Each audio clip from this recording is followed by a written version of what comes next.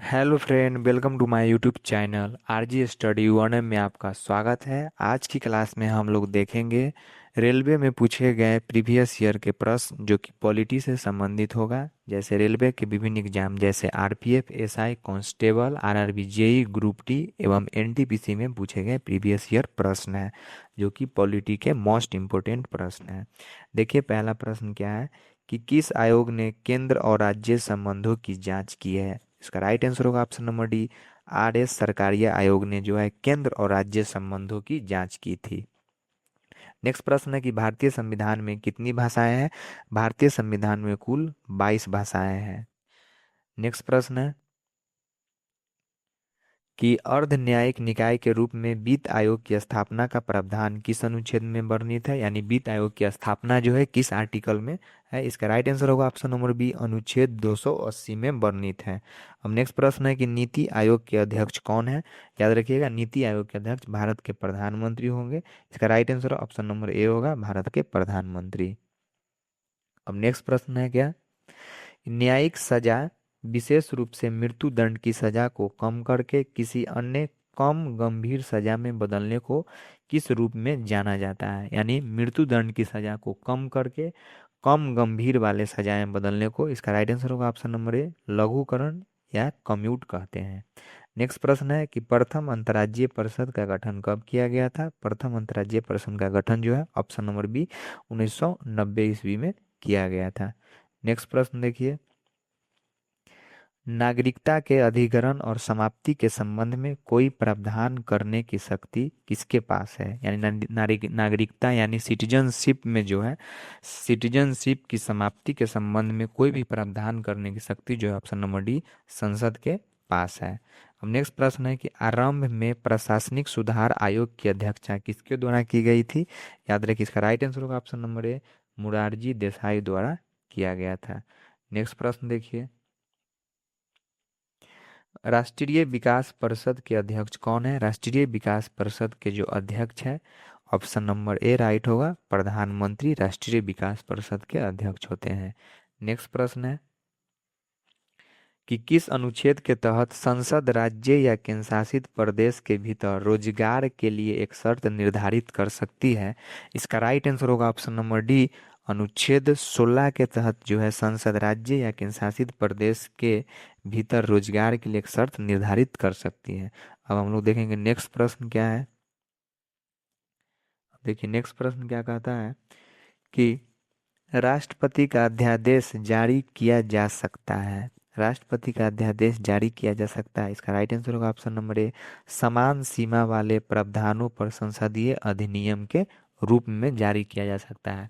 अगर आर्टिकल पूछा जाए कि राष्ट्रपति का अध्यादेश आर्टिकल कौन सा है, तो 123 में राष्ट्रपति अध्यादेश जारी करते हैं। जबकि राज्यपाल का पूछा जाए अध्यादेश, 213। अब नेक्स्ट प्रश्न देखते हैं कि लोकसभा के अध्यक्ष को अपना त्यागपत्र भेजना होता है। यानी लोकसभा के जो अध्यक्ष है वो अपना त्यागपत्र किसको देते हैं। इसका राइट आंसर होगा ऑप्शन नंबर सी, लोकसभा के उपाध्यक्ष को देते हैं। अब नेक्स्ट प्रश्न है कि भारत गणराज्य में कितने राज्य और कितने केंद्र शासित प्रदेश हैं। भारत में जो है 28 राज्य एवं 8 केंद्र शासित प्रदेश हैं। नेक्स्ट प्रश्न है कि सातवें केंद्रीय वेतन आयोग के अध्यक्ष कौन है। सातवें केंद्रीय वेतन आयोग के अध्यक्ष जो है, इसका राइट आंसर होगा option number D, Ashok Kumar Mathur. अब नेक्स्ट प्रश्न है कि केंद्र शासित प्रदेश पुदुचेरी में कितने संसदीय क्षेत्र हैं। पुदुचेरी में कितने संसदीय क्षेत्र हैं। इसका राइट आंसर होगा ऑप्शन नंबर बी, सिर्फ एक संसदीय क्षेत्र है। नेक्स्ट प्रश्न है कि भारतीय संविधान की 8वीं अनुसूची में कितनी भाषाओं को सूचीबद्ध किया गया है।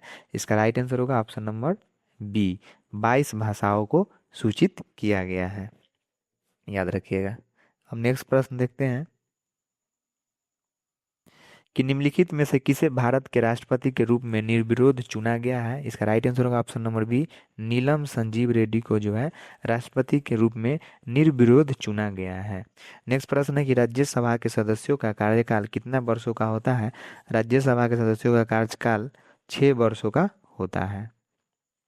अब नेक्स्ट प्रश्न देखते हैं कि संघ लोक सेवा आयोग के सदस्य डैश होते हैं, यानी संघ लोक सेवा आयोग के सदस्य जो है किसके द्वारा नियुक्त किए जाते हैं? इसका राइट आंसर होगा ऑप्शन नंबर ए, राष्ट्रपति द्वारा जो है संघ लोक सेवा आयोग के सदस्य को नियुक्त किया जाता है।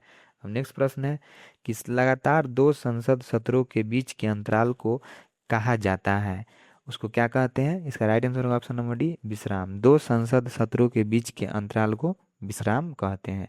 अब नेक्स्ट प्रश्न देखेंगे कि भारत में लोकसभा अध्यक्ष और उपाध्यक्ष का पद कब उत्पन्न हुआ था? यानी लोकसभा का अध्यक्ष हो या उपाध्यक्ष हो, उसका पद कब उत्पन्न हुआ था? इसका राइट आंसर होगा ऑप्शन नंबर डी, 1921 ईस्वी में इसका वर्णन किया गया था। अब नेक्स्ट प्रश्न है कि निम्नलिखित में से किस अनुसूची में राज्यसभा में राज्यों और केंद्र शासित प्रदेशों के सीटों का आवंटन का उल्लेख है? याद रखिए, किस अनुसूची में जो है राज्यसभा में राज्यों और केंद्र शासित प्रदेशों के सीटों के आवंटन का उल्लेख है? इसका राइट आंसर होगा ऑप्शन नंबर बी, चौथी अनुसूची किया गया है। अब नेक्स्ट प्रश्न है कि सर्वोच्च न्यायालय किस अनुच्छेद के तहत रीट जारी कर सकता है? याद रखिए, इसका राइट आंसर होगा ऑप्शन नंबर बी, अनुच्छेद 32 में जो है सर्वोच्च न्यायालय रीट जारी कर सकता है, जबकि अनुच्छेद 226 में जो है हाई कोर्ट जो है वह रीट जारी कर सकता है। देखिए, आरपीएफ एसआई 2019 में शिफ्ट 3 का प्रश्न पूछा गया, बहुत इंपॉर्टेंट प्रश्न है कि सर्वोच्च न्यायालय आर्टिकल 32 से रीट जारी करता है, जबकि हाई कोर्ट 226 में रीट जारी करता है। अब नेक्स्ट प्रश्न है कि भारतीय संविधान के किस अनुच्छेद के तहत सैन्य कानून संरक्षित है? किस अनुच्छेद के तहत जो है सैन्य कानून संरक्षित है? इसका राइट आंसर होगा ऑप्शन नंबर सी, अनुच्छेद 34 के तहत।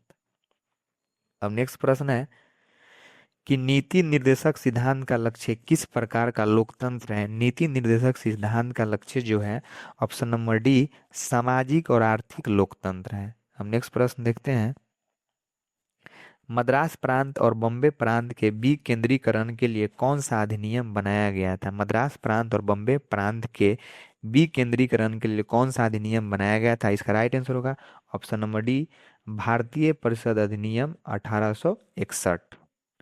हम नेक्स्ट प्रश्न देखते हैं कि निम्नलिखित में से किस वर्ष में राष्ट्रीय महिला आयोग की स्थापना की गई थी? राष्ट्रीय महिला आयोग की स्थापना ऑप्शन नंबर डी, 1992 ईस्वी में किया गया था। अब नेक्स्ट प्रश्न है, बाल श्रम निषेध एवं विनियम संशोधन अधिनियम 2016 के अनुसार बाल श्रम पर कितने आयु से कम पर प्रतिबंध लगाया गया है? यानी 14 वर्ष से कम आयु के बच्चों को काम नहीं करना है, कल कारखानों में काम नहीं करना है, फैक्ट्री में काम नहीं करना है। नेक्स्ट प्रश्न है कि क्या भारत के राष्ट्रपति ने अब तक कभी वित्तीय आपातकाल की घोषणा की है? वित्तीय आपातकाल की घोषणा अभी तक भारत के राष्ट्रपति ने कभी नहीं किया है, कभी घोषणा नहीं की है। याद रखिएगा, वित्तीय आपातकाल अभी तक भारत में नहीं लगा है। अब नेक्स्ट प्रश्न है कि संविधान की कौन सी सूची राज्यों और केंद्र शासित प्रदेशों की अनुसूची देती है? याद रखिए, सभी सूची जो है राज्यों और केंद्र शासित प्रदेशों की अनुसूची देती है। इसका राइट आंसर होगा अनुसूची, पहली अनुसूची में जो है 28 राज्य और 8 केंद्र शासित प्रदेश का वर्णन है, जिसमें भारत राज्यों का संघ कहा गया है। अब नेक्स्ट प्रश्न देखिए, नेक्स्ट प्रश्न है कि मुख्य चुनाव आयुक्त के अधिकारी का कार्यकाल कितना होता है? मुख्य चुनाव आयुक्त के अधिकारी का जो कार्यकाल है वह 6 वर्षों का होता है। इसका राइट आंसर होगा ऑप्शन नंबर ए, 6 वर्ष। नेक्स्ट प्रश्न है कि निम्नलिखित में से किस भाषा को भारत सरकार की आधिकारिक भाषा के रूप में घोषित किया गया है? इसका राइट आंसर होगा ऑप्शन नंबर डी, हिंदी भाषा को। अब नेक्स्ट प्रश्न देखिए, प्रधानमंत्री डैश का नेता होता है? प्रधानमंत्री जो है कहाँ का नेता होता है? तो याद रखिए ऑप्शन नंबर डी, लोकसभा में बहुमत दल का नेता प्रधानमंत्री होता है। नेक्स्ट प्रश्न है कि राज्यसभा के प्रथम अध्यक्ष कौन थे? जो राज्यसभा है उसके प्रथम अध्यक्ष कौन थे? इसका राइट आंसर होगा option number D, doctor S Radha Krishnan. अब नेक्स्ट प्रश्न है कि भारत में राष्ट्रपति के पद का कार्यकाल कितना होता है? भारत में जो राष्ट्रपति के पद का जो कार्यकाल है, इसका राइट आंसर होगा ऑप्शन नंबर सी, 5 वर्ष होता है। अब नेक्स्ट प्रश्न है कि लोकसभा का अध्यक्ष किसके द्वारा चुना जाता है? लोकसभा का जो अध्यक्ष है, इसका राइट आंसर होगा ऑप्शन नंबर ए, लोकसभा के सभी सदस्य द्वारा चुना जाता है। अब नेक्स्ट प्रश्न है कि निम्नलिखित में से कौन सा भारत का 29वां राज्य है? इसका राइट आंसर होगा option number B, Telangana. Next प्रश्न है कि राष्ट्रपति द्वारा लोकसभा में मनोनीत सदस्यों की संख्या कितनी है? लोकसभा में मनोनीत सदस्यों की संख्या 2 है, जबकि ये जो है ये नियम अब खत्म कर दिया गया है। एंग्लो इंडियन को 2 गो राष्ट्रपति जो लोकसभा में मनोनीत करते थे, ये नियम अब खत्म कर दिया गया है, जबकि सिर्फ अब राज्यसभा में 12 सदस्य जो है राष्ट्रपति मनोनीत करते हैं। अब नेक्स्ट प्रश्न है कि भारतीय संविधान के निम्नलिखित भागों में किसमें आपातकाल का प्रावधान है? यानी कौन से भाग में आपातकाल के बारे में बताया गया? इसका राइट आंसर होगा ऑप्शन नंबर डी, भाग 18 में आपातकाल के बारे में बताया गया है। याद रखिए। हम नेक्स्ट प्रश्न देखते हैं कि सर्वोच्च न्यायालय के सलाहकार क्षेत्राधिकार की अवधारणा किस देश से ली गई? बहुत इंपॉर्टेंट प्रश्न है कि सर्वोच्च न्यायालय के जो सलाहकार क्षेत्राधिकार की अवधारणा है वो किस देश से लिया गया है? इसका राइट आंसर होगा ऑप्शन नंबर बी, कनाडा से लिया गया। देखिए ये भी आरपीएफ पे शायद 2019 के शिफ्ट 2 का प्रश्न है। नेक्स्ट प्रश्न है कि भारत के मुख्य न्यायाधीश की नियुक्ति कौन करता है? यानी चीफ जस्टिस ऑफ इंडिया की नियुक्ति जो है कौन करता है? इसका राइट आंसर होगा राष्ट्रपति करते हैं। अब नेक्स्ट प्रश्न है कि सामाजिक आर्थिक और राजनीतिक न्याय की अवधारणा किस क्रांति से ली गई है? सामाजिक आर्थिक और राजनीतिक न्याय की अवधारणा जो है ऑप्शन नंबर डी, रूसी क्रांति से लिया गया है, जो रूसी क्रांति 1917 ईस्वी में हुआ था। नेक्स्ट प्रश्न है कि लोकतंत्र का अंतिम गढ़ किसे माना जाता है? लोकतंत्र का जो अंतिम गढ़ है, इसका राइट आंसर होगा ऑप्शन नंबर ए, उच्चतम न्यायालय को माना जाता है। नेक्स्ट प्रश्न है कि महादयी जल विवाद न्यायाधिकरण में कौन से राज्य शामिल हैं? महादयी जल विवाद न्यायाधिकरण में कौन से राज्य शामिल हैं? इसका राइट आंसर होगा option number D, Goa, Karnataka और महाराष्ट्र। याद रखिए गोवा, कर्नाटक और महाराष्ट्र जो है महादयी जल विवाद न्यायाधिकरण में सम्मिलित हैं। अब नेक्स्ट प्रश्न है कि राष्ट्रपति की अनुपस्थिति में भारत का कार्यवाहक राष्ट्रपति कौन होता है? इसका राइट आंसर होगा ऑप्शन नंबर डी, उपराष्ट्रपति भारत का कार्यवाहक राष्ट्रपति होता है जब राष्ट्रपति अनुपस्थित होते हैं।